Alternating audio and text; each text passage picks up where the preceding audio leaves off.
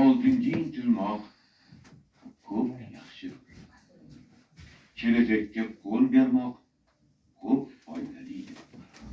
Ammo shuni unutmangki, moziga qaytib ish ko'rmoq hayotli.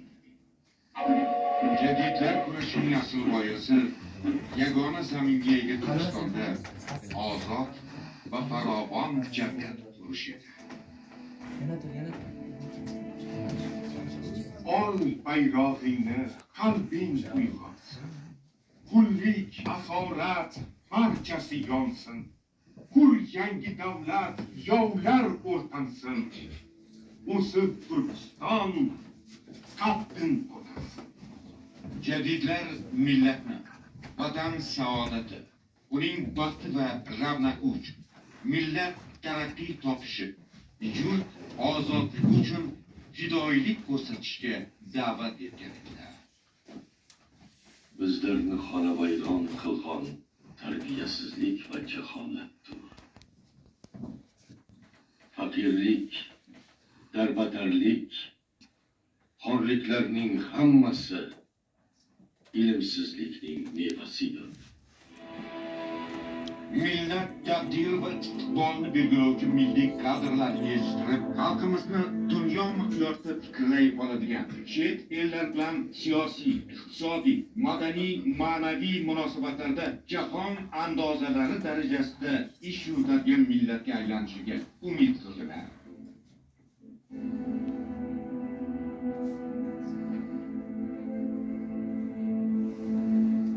Tarbiya biz uchun yo hayot, yo mabot, yo najot, yo halokat, yo saodat, yo farokat masalasidir. Jadidlar o'lkamizga ilk bosmaxonani olib keldilar. Birinchi yangi usuldagi maktabni ochdilar. Hatto qiz bolalar tahsil olishi uchun ham sharoit yaratdilar. Yangi maktab darsliklarini yozdilar va ularni nashr etdilar. Avropa xalqi osmonda uchar ekan, bizda soch va safatni so'raydi. Avropaliklar dengiz ostida suzar ekan, bizda uzun va kalta kiyim mojarolari.